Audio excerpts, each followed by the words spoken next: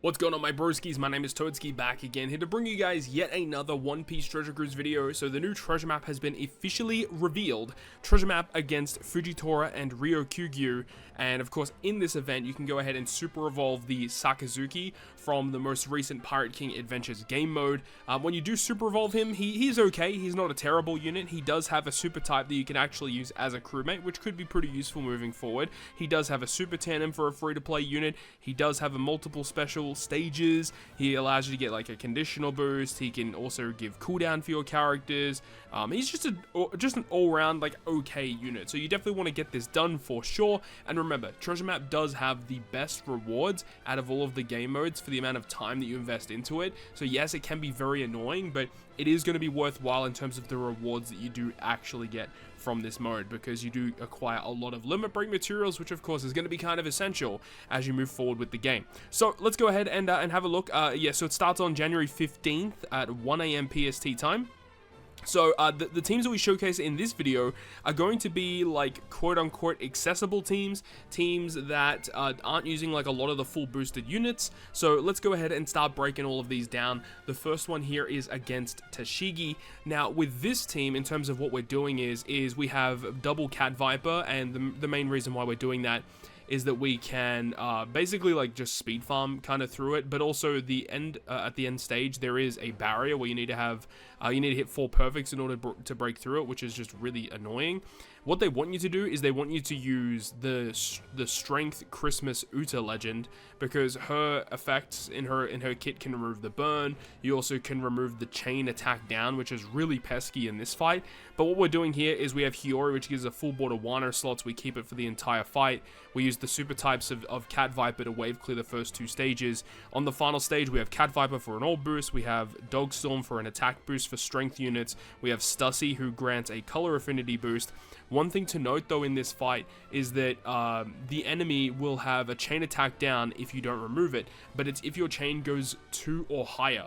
So the higher your chain, the lower your damage is going to be. So what I would suggest, don't use any chain related buffs and attack first with your strength units, just to make sure that they will be doing the most amount of damage possible. With this team, it shouldn't be that big of a deal. What you actually could do, I think you can get away with just using a friend captain Christmas Uta if it does get really bad as you go deeper into this TM, but as for now, this should be pretty okay. Moving on to our next fight, which is against Kurouma. Now, for this fight, they want you to use, what they recommend is Sanji and Pudding, as well as the 6+ for Vivi and Rebecca V2, but of course, no one has 6+ Vivi Rebecca V2, because the only way you could get it is if you pulled on the Christmas Uta banner, and ain't nobody doing that. So what we're doing here with this team is we have Sanji Pudding, because they do recommend that. This character allows you to remove the Rainbow Shield and the damage threshold, which is 10 turns of it, by the way, so you really kind of have to use Sanji and Pudding for this, unless if you have like a way to bypass defensive effects, whether it be with Carrot, the Cat Viper team, Gear 5 Luffy, something like that. But there is also going to be 8 turns of paralysis and 6 turns of special bind, which the Luffy captain in this case deal with both of those things. His own special removes, or he also has like the super type as well that can remove the special bind on himself, which is kind of important, and it also gives a self-proccing delayed conditional boost, which is solid. But also he grants some rainbow slots, which is good, deals with the unfavorable slots, and he removes 6 turns of special bind, 6 turns of paralysis. With the Rayleigh support, removes a further 2 turns of paralysis. So with Luffy and Sanji Pudding, you just get around like all the debuffs completely. Of course, if you don't have Luffy, it's not the end of the world. You will just have to try and find a way to get around 6 turns of special bind and 8 turns of paralysis, whether it be from characters or supports or whatever you want. But Sanji Pudding, most people should have if you've been playing the last couple of months. So this fight isn't too difficult. Moving on against Hina, what they want you to use in this fight, they want you to use the Orochi character, which we are using, but they also want you to use Rare Recruit Dadan and the new Legend Whitebeard and Ace. So of course we don't want to do that in this case, but what we are doing is, the way that this team is kind of built is, there are a couple of supports that are very important. The one support that is like absolutely insane for this fight is this Eneru support, which attaches to any Nami. The main reason why this is so good, because this support does 2 things. First of which, most people use this support for, is it does end of turn damage for 1 turn when you reach the final stage. This allows us to bypass the resilience on the enemy side of the field. But another really cool effect that it does is it reduces your crew's HP by 20%, because you're also inflicted with stun. Your top and bottom row are stunned, so this support effect will remove the stun and do end of turn damage. It's absolutely bonkers for this fight. We also have the Robin character with the Frankie support. Their special will remove 7 turns of attack down combined, which is fantastic. And then we have Orochi, which removes the threshold on the enemy side of the field. And a really cool synergy that we can do here is that the support of Uta, which attaches to Orochi, gives a 1.5 times attack boost and a 1.5 times all boost for driven characters. So what we can do is we can activate Bon Clay, change him to an int character, a quick character should I say, so he actually will have type advantage against Hina. You can also transform him into driven so that he'll actually receive the attack and all boost from the Orochi character. And then the final slot on the crew, you can basically do whatever you want. Nami and Carrot will grant you a chain boundary, which is just granting you a lot of damage. You do have the Robin here, which does kind of do some cool stuff. You could potentially put a Luffy on your crew, and that will enable Robin, when you use her special, to grant you a self-proccing defense down conditional boost, so that can give you a pretty nice little bit of extra damage. But overall, this is a really wonky team, but it actually just kind of works, which is kind of surprising. This team will work, and yeah, it does aim to use point boosters, but if you don't want to do that and make the team a little bit faster, you could definitely opt for a little bit of a different strategy that doesn't utilize boosters to have a little bit less points but be a little bit faster. What I will say though is that the Orochi character is really good for this, because another reason why this character is good for this specific content, if we have a look at Orochi and the potential abilities, this guy does have the limit special use removal, and you will be inflicted with that by 2 turns. So having someone that can deal with that, I would say, is pretty important for this fight. And then we move on to the last of the Battle Rush bosses, which is against the Borsalino, otherwise known as Kizaru. So we're going to be using a Gear 5 team for this one. There are a couple of things to note about this team in particular. So Gear 5 is here because we can bypass the barrier and the rainbow shield on the final stage. The barrier, you need to have 3 recovery slots, which is just really annoying. So, I mean, there are ways around it, but it's just kind of annoying, you know what I mean? And then getting around that, and also the 3 turns of rainbow shield is just really, really nice.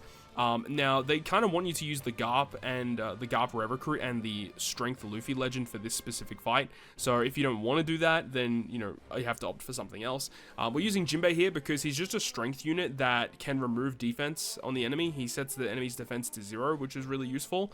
You are allowed to reduce their defense, and it is like 12 turns of defense. So either you remove 12 turns of blue shield, or you just set their defense to 0. So definitely a no-brainer there.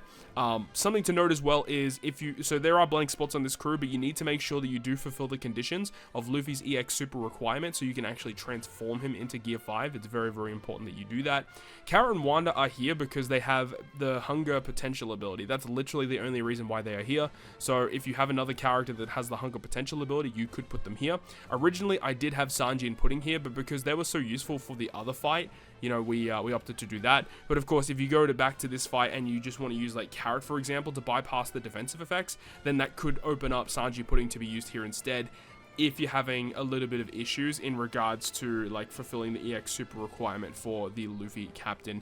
We do have the Nami support on Luffy. The only reason why that is there is because it gives -2 turns of cooldown when we reach the last stage, just to kind of ensure that Luffy's special is good to go, because Luffy does give you a pretty sizable damage increase. So just that's the only reason why that's there in particular. So the last 2 slots on this crew, you basically want to fulfill the conditions for Luffy's EX requirement. Okay, so now we get to the final boss, which is Fujitora and Greenbull. So this is the team that we have here, and of course, no brainer, the friend captain is going to be the most recent released treasure map legend of Morley and Karasu. Very important that you do that. So let's go ahead and break down exactly how this team works. So the other thing I guess we should kind of mention before we get into it is that the ship that we're using for this is important. You don't need it upgraded at all. You just need like level 10 basic version of Moby Dick. Main reason for that is because when we start the quest, we don't need to fulfill the superclass requirements for Crocodile. As long as our health is at 50% or less, then Crocodile's superclass will become active. So it's just important that we have that so that his special is the buffed version of the special. So let's break this one down. So the supports on stage 2 are going to help us remove the poison with the Sanji, and then the Koala support and the Kinemon Denjiro Ashiradoji Dogstorm support removes attack down. So removing a bit of poison, remove the attack down. The Morley special will also be used, and the main reason why that is used is because it will remove the 8 turns of paralysis that's inflicted on this stage. We will also have Crocodile Superclass active, which will make his special buffed. We can then use Crocodile Special, which will give us 3 turns of chain boundary, enabling us to bypass the chain attack down that lasts for 3 turns, so on stage 2 and on stage 3. So Crocodile's buffed special is important here. We also have Nami. We want to switch them into Nami and Karina. Then we can use Karina's special to remove 6 turns of attack down, totaling to 8 with the supports, and then we can just kill. When we reach the final boss stage, the Sabo is here because he is kind of important because he does enable us to remove the special bind on the final stage. Now, if you don't have the Sabo, things do get a little more dicey, and the team build is going to have to be a little bit more different.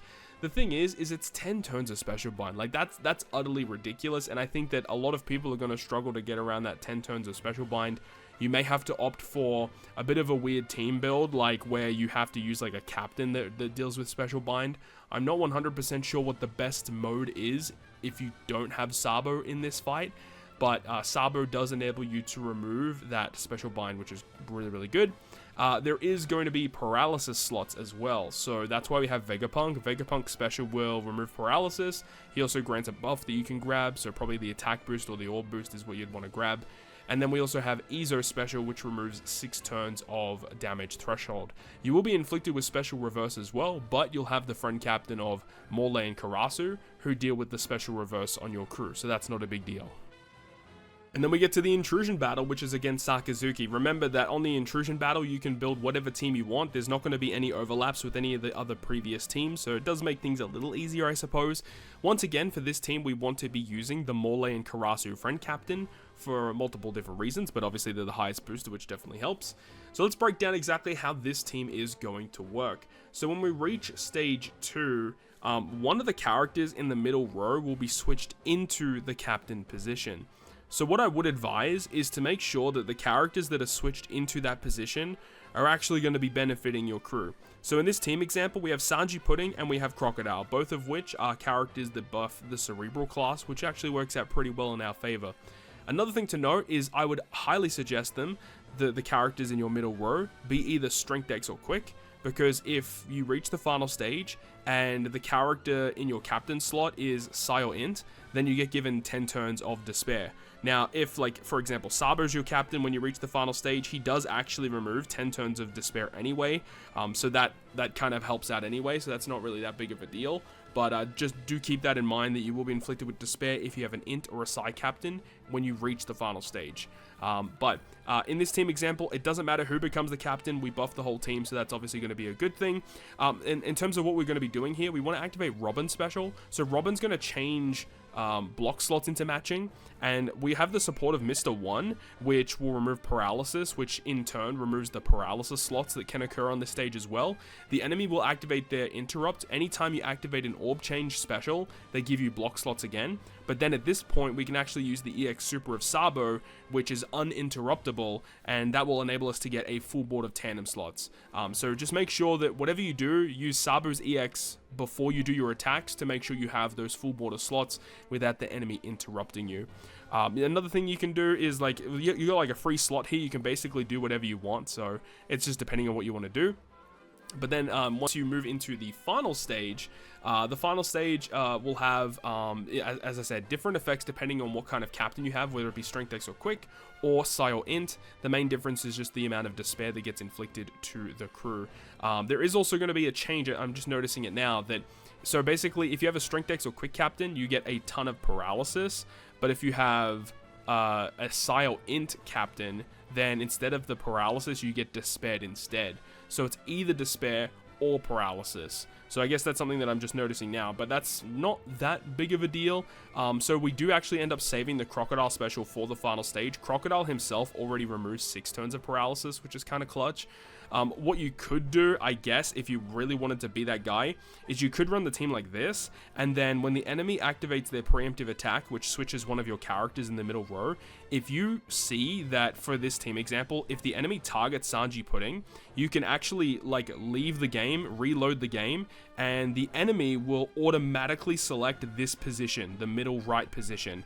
It's a bug. I don't know if it's a bug or it's like intended usage, but basically in the preemptive animation, you'll see which character gets switched.